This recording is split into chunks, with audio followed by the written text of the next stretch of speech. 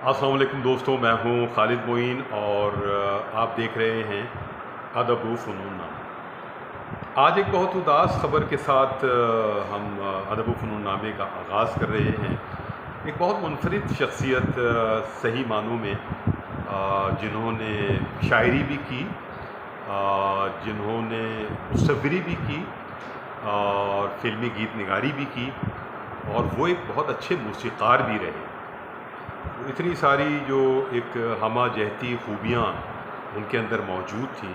تو وہ انہیں اور ہمارے ہی ہم اثر، ہم سے تھوڑا سینئر تھے، ان کی اچانک وفات نے ایک سخت صدمہ دیا، اور جیسے ہی مجھے یہ خبر ملی تو بہت دل اداس ہوا، اور میں یہ سوچ رہا تھا کہ ان پر گفتگو کی جائے۔ ہم بات کر رہے ہیں اس وقت شمیم باذل پر۔ شمیم باذل کراچی کے رہنے والے، اور ساری زندگی ان کی کراچی ہی میں گزری، اور فیڈرل بھی ایریا میں ان کا قیام رہا۔ اور مجھے کل فون سعید آغا صاحب نے بھی کیا اس حوالے سے، اور اس خواہش کا اظہار کیا کہ میں ضرور کچھ نہ کچھ باتیں ادب و فنون نامے میں شمیم باذل کے توسط سے کروں، جس پر میں نے ان سے کچھ معلومات بھی لی، اور جو ان کے دوست رہے وہ ظاہر ہے زیادہ قریب رہے۔ تو ان کے والد جو ہیں ان کا نام جمیل احمد خان، اور شاہد احمد دہلوی، ساقی والے نہیں بلکہ ایک اور شاہد احمد دہلوی، وہ ان کے بھتیجے، شمیم باذل ان کے بھتیجے تھے، اور شادی شدہ تھے، ظاہر بچے بڑے ہو گئے ہیں۔ 4 بچے غالباً ہیں جو سعید آغا صاحب کے توسط سے مجھے معلوم ہوا۔ گردوں میں پانی بھر گیا تھا، جس سے وہ کچھ عرصے مختصر طور پر علالت رہی ان کی، اور پھر وہ رضائے الہی سے ان کا انتقال ہو گیا۔ لیکن یہ بہت دکھ بھری خبر ہے، اور تمام جو فن کے حلقے ہیں، جیسے میں نے بتایا کہ موسیقی ہو، مصوری ہو، شاعری ہو، سارے شعبوں میں ان کا درک تھا۔ نثار احمد بزمی بہت ہی زبردست موسیقار رہے، ان کے شاگرد رہے وہ، اور ان سے بڑی محبت کرتے تھے، ان سے بہت اپنائیت سے اور بہت ہی ان کا احترام کرنے والے تھے شمیم باذل۔ یہی وجہ ہے کہ جب نثار بزمی کے انتقال کے بعد انہوں نے ان کا شعری مجموعہ نثار بزمی صاحب کا بہت محبت کے ساتھ شائع کیا، اور یہ ایک بہت اچھی مثال ہے۔ مہدی حسن خان صاحب سے بھی شمیم باذل کی قربتیں رہی، اور پھر ساز صدا خاموش ہوا، یہ مجموعہ تھا جو نثار بزمی صاحب کا مرتب کیا شمیم باذل نے، جس میں ان کے مختلف اصناف جو ہیں، مختلف اصناف میں کی جانے والی شاعری اس میں یکجا ہے اس مجموعے میں۔ اور ڈرامہ رائٹر بھی رہے، یہ بہت اہم بات ہے، ڈرامہ رائٹر بھی رہے شمیم باذل۔ اچھا، باذل کیا ہے میں یہ بھی بتا دوں، باذل زے سے ہے، باذل زال سے نہیں ہے، اور اس باذل کا مطلب جو یہ عربی کا لفظ ہے، اور اس کے معنی ہیں انعام، صلہ یا اجر، یہ اس کے معنی ہیں۔ اور مجھے یہ تخلص ہمیشہ بہت منفرد لگا، خود شمیم صاحب کی شخصیت کے ساتھ ساتھ، اور ملاقاتیں ان سے کم رہیں، وہ مشاعروں میں کم آتے تھے، خلوت نشیں زیادہ رہتے تھے، لیکن چیزوں کو اچھی طرح سمجھتے تھے، جانتے تھے، اور دکھ کا اظہار بھی کرتے تھے جہاں جہاں غیر متوازن صورتحال ہمیں اور آپ کو نظر آتی ہے، تو اس پر بھی ان کا ایک دکھ رہتا تھا۔ شاہد حسین صاحب کا ایک آرٹ کا ایک بہت زبردست ان کا ایک حلقہ ہے واٹس ایپ پہ، بہت ہی معلوماتی اور بہت ہی فکر انگیز تحریریں خود شاہد حسین صاحب بھی لکھتے ہیں اپنے اس خاص حلقے میں،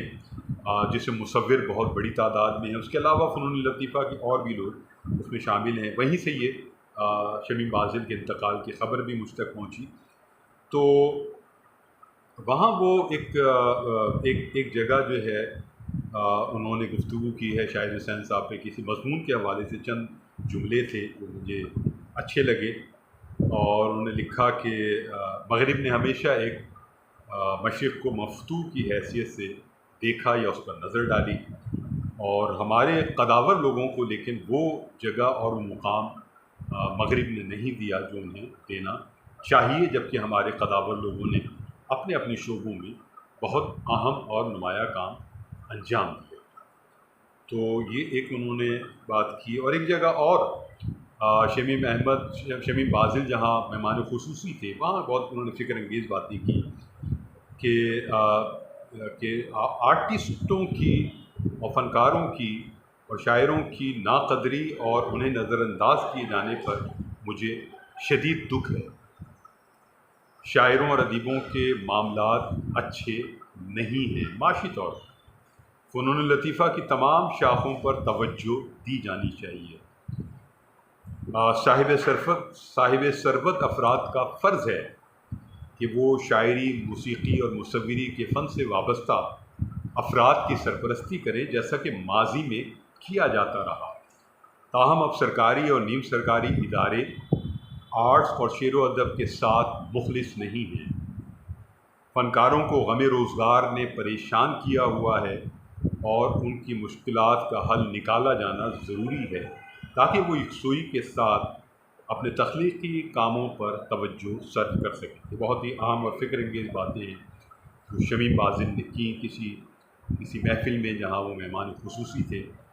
اور جو باتیں کی ہیں انہوں نے بہت صلح آنے درست ہیں، اور ایسا ہونا چاہیے کہ جو صاحب ثروت لوگ ہیں یا جو سرکاری ادارے ہیں یا نیم سرکاری ادارے ہیں، انہیں آگے بڑھ کر مصوروں، فنکاروں، آرٹسٹوں، شاعروں، ادیبوں کے معاشی مسائل پر کوئی نہ کوئی راستہ ان کا ضرور نکالا جانا چاہیے تاکہ وہ اپنے تخلیقی کاموں پر اپنی توجہ صرف کر سکیں، جیسا کہ شمیم بازل نے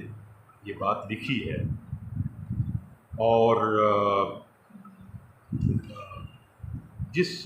کاٹ کے آدمی تھے، قد و قامت کے آدمی تھے، جسمانی طور پر، ظاہر تخلیقی طور پر تو وہ تھے ہی قداور، ان کا بہت ہی ایک زبردست ان کا جو فٹنس تھی بہت اچھی تھی ماشاءاللہ، اور وہ 50 سے زیادہ کے لگتے نہیں تھے، یہ بہت اچھی بات تھی ان کی۔ اور گیت نگار بھی تھے اور فلموں کے لیے بھی انہوں نے گیت لکھے۔ سید عاطف علی کی فلم جو حال ہی میں ریلیز ہوئی، پیچھے تو دیکھو، ایک ہارر مووی تھی جس کے لیے شمیم بازل نے بھی گیت لکھے، اور ان کا جو گیت ہے ان کا گیت بہت زبردست ہے، جو میں نے اپنی وال پہ لگایا بھی ہے، اور دل کو یقین ہے کہ وہ آئے گا، ان بولوں کے ساتھ وہ گیت شروع ہوتا ہے۔ اور اب یہ خود شمیم بازل کی طرف یہ لائن چلی گئی ہے گیت کی کہ دل کو یقین ہے کہ وہ آئے گا، لیکن وہ ایک ایسی جگہ جا چکے ہیں جہاں سے آنا ممکن نہیں ہے، لیکن وہ اپنی خوبصورت شخصیت جو مصوری ہے ان کی، میں نے بہت سارے ان کے پورٹریٹ دیکھے، جمیل جالوی صاحب کا پورٹریٹ بھی ہے، سلطانہ صدیقی جو میڈیا پرسن ہیں ان کا بھی ہے، اور لوگوں کا ہے، شعراء اور ادیبوں کی بھی انہوں نے پورٹریٹ لکھے، بہت سی کتابوں کے ٹائٹل بنائے، اور بہت سارے اور الگ بہت مختلف کام کیے انہوں نے جو بہت قابل قدر ہیں۔ شاعری کی جہاں تک بات ہے، میں ابھی چند شعر آپ کو سناتا ہوں، اور یہ دیکھیں کہ وہ کس طرح کے ایک فریش شعر کہتے تھے، اور اس میں فکر بھی ہے، جمالیات بھی ہے، اور خوبصورتی بھی ہے۔ وہ کہتے ہیں کہ پڑھ رہا تھا مجھے کوئی شاعر، پڑھ رہا تھا مجھے کوئی شاعر، ایک ورق سا مڑا ہوا ہوں میں، پڑھ رہا تھا مجھے کوئی شاعر، ایک ورق سا مڑا ہوا ہوں میں۔ اور وہ کہتے ہیں کہ زرد پتے سے کہا لمحے نے، زرد پتے سے کہا لمحے نے، کیا تجھے بھول گیا ہے کوئی، زرد پتے سے کہا لمحے نے، کیا تجھے بھول گیا ہے کوئی، اور غم مجھے توڑ کر نہیں جاتے، غم مجھے توڑ کر نہیں جاتے، تم اگر چھوڑ کر نہیں جاتے، غم مجھے توڑ کر نہیں جاتے، تم اگر چھوڑ کر نہیں جاتے۔ کیا خوبصورت بات ہے۔ اور آخری ایک شعر میں سناؤں گا ان کا کہ اس کی دستک پہ در نہ کھولوں گا، اس کی دستک پہ در نہ کھولوں گا، میرے اندر خزاں کا موسم ہے، اس کی دستک پہ در نہ کھولوں گا، میرے اندر خزاں کا موسم ہے۔ تو شمیم باذل، آپ نے اپنی ساری زندگی بہت ایک ایمانداری کے ساتھ بسر کی، اور مختلف فنون میں آپ کے جتنے بھی فن کے جوہر تھے وہ آپ نے جوہر دکھائے۔ آپ کو بہت جینا تھا، لیکن زندگی اور موت اللہ کے ہاتھ میں ہے۔ ہم آپ کے لیے دعائیں مغفرت کر سکتے ہیں اور اپنی یادوں میں آپ کو شامل رکھنے کا عہد کر سکتے ہیں، اور فیس بک پہ بھی ان کا موجود ہے، آپ دیکھ سکتے ہیں شمیم باذل آرٹسٹ کے نام سے۔ اس میں ان کی تصویریں بھی ہیں، بہت خوبصورت تصویریں، اور اشعار بھی تصویروں کے ساتھ لگے ہوئے ہیں، پینٹنگز بھی آپ کو نظر آ جائیں گی، بہت کچھ آپ کو ان کی اس وال پر ملے گا۔ میں نے ان کا جو فلم کا گیت ہے پیچھے تو دیکھو، وہ بھی اپنی وال پر لیا ہے، وہ بھی آپ دیکھ سکتے ہیں، بہت خوبصورت گیت ہے، اور اس کی عکس بندی بھی بہت خوبصورت ہے۔ تو شمیم باذل، آپ کے لیے بہت دعائیں ہیں، آپ بہت دل دکھا کر گئے ہیں، لیکن اللہ آپ کو بہت اچھا رکھے، بہت آپ کے درجات بلند کرے۔ خالد، میں ان کو یہاں اجازت دیجیے، اپنا اور اپنے احباب کا خیال رکھیے۔ ادب و فنون نامہ زندہ باد، پاکستان آئندہ۔ خدا حافظ ناصر۔